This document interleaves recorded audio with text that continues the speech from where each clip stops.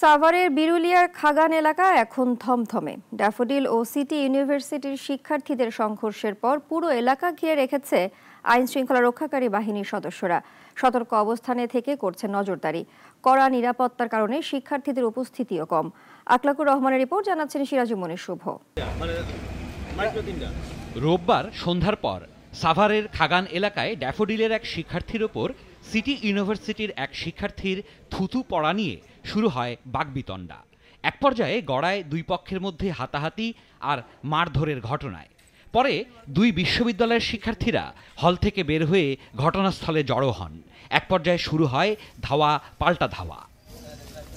City বিশ্ববিদ্যালয়ের শিক্ষার্থী ও কর্মকর্তাদের অভিযোগ, তুচ্ছ ঘটনাকে পরিকল্পিতভাবে ব্যবহার করে তাদের উপর হামলা চালিয়েছে ড্যাফোডিলের শিক্ষার্থীরা। আগুনে পুড়েছে সিটি বিশ্ববিদ্যালয়ের 3টি গাড়ি, ভাঙচুর করা হয় আরও অন্তত 6টি পরিবহন। 8-10টা গাড়ি পুড়ায় দিয়েছে। দেখেন আপনারা, সেগুলো ছবি তোলেন, দেখেন আমাদের প্রশাসনিক ভবন সহ, মানে এমন কোনো ভিসি স্যারের রুম, আমাদের একাডেমিক, মানে টোটাল একদম ধ্বংসপ্রাপ্ত করে দিয়েছে।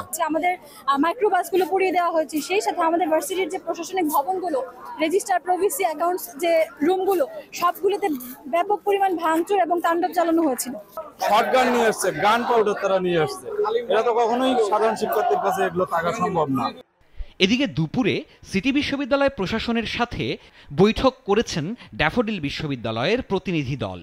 বৈঠক শেষে ড্যাফোডিল বিশ্ববিদ্যালয়ের সায়েন্স ফ্যাকাল্টির ডিন দুঃখ প্রকাশ করেন, আশ্বাস দেন অপরাধীদের শনাক্ত করে শাস্তিমূলক ব্যবস্থা নেওয়ার।